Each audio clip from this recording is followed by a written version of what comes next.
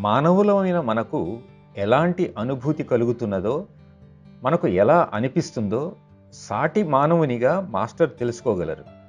అలాంటి అనుభూతికి లోను కాగలరు కాబట్టి ఆయన మనపై కరుణ, దయ చూపగలరు. అందుకని సామాన్య మానవ స్థితి నుండి దివ్యత్వ స్థాయికి ఎదగడానికి ఆయన మనకు సహాయపడగలరు.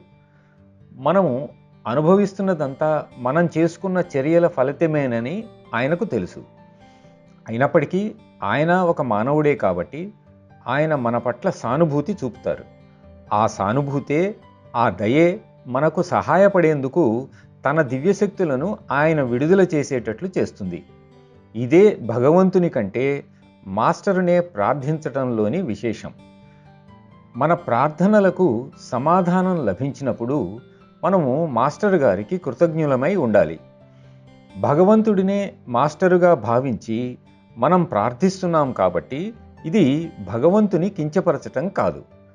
మన ప్రార్థనలో మనం ఓ మాస్టర్ అని అంటున్నాం కానీ ఓ భగవంతుడా అని ఎందుకు అనటం లేదు అనే ప్రశ్నకు ఇదే సమాధానం.